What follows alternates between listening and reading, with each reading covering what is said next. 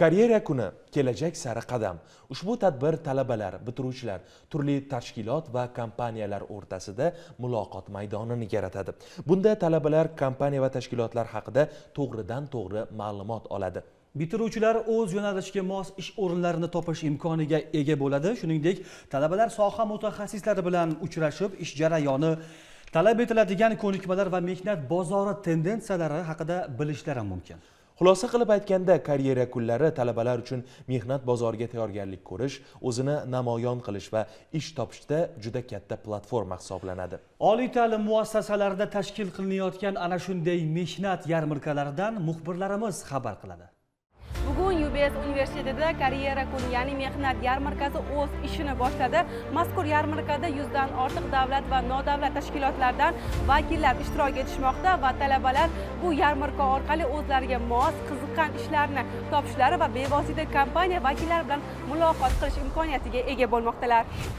Ushbu yarmarka universitetda yosh mutaxassislarni kasbiy faoliyatini yo'lga qo'yish maqsadida muntazam ravishda o'tkazib kelinayotgan an'anaviy tadbirlar sirasidan joy olgan. Yarmarka UBC karyera markazi tashabbusi bilan tashkil etildi. Markaz faoliyati talabalar va bitiruvchilarning bandligini ta'minlash, ularni mehnat bozoriga tayyorlash, shuningdek, zamonaviy kasb ko'nikmalarini shakllantirishga qaratilgan.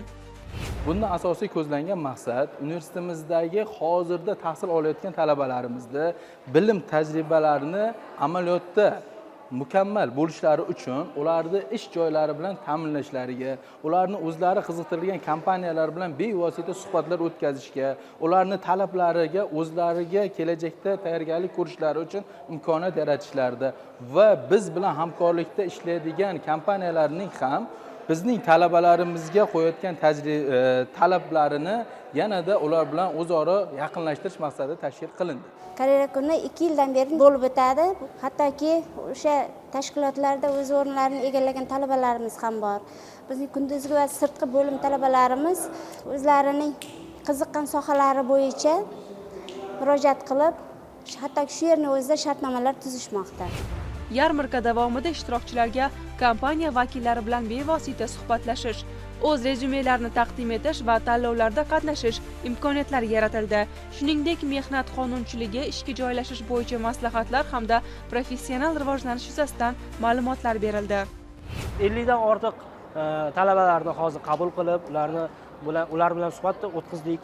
Ular bilan viktorina o'ynadik, olib kelgan esdalik sovg'alarimiz bor edi, ularni tarqatdik hamda qiziqtirgan savollarga javob berdik. Shu bilan bir qatorda soliq tizimiga ishga qabul qilish bo'yicha Vazirlar Mahkamasining 320 sonli qarori bilan tanishtirib, shartlari bilan tanishtirib, o'zimizdagi keng imkoniyatlar bilan tanishtirib, ularni qiziqtirgan savollarga javob berib, ular bilan kelajakda shu xudo xolasa yo'nalishlari bo'yicha iqtisod, moliya yo'nalishlari bor ekan, hamda soliq va soliqqa tortish yo'nalishlari bor ekan.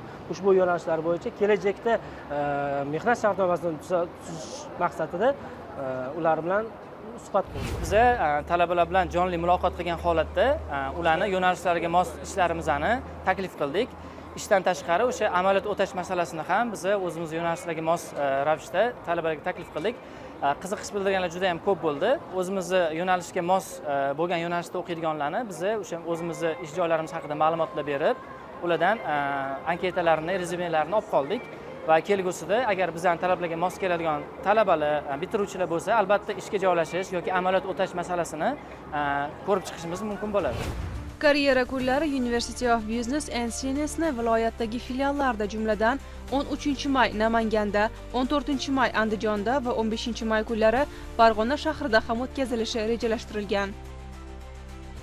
Yarmarka ayniqsa katta hayotga qadam tashlayotgan talabalar uchun muhim ahamiyat kasb etdi hamda ularning orzu maqsadlariga yetishish yo'lida amaliy qadam tashlashga zamin yaratmoqda.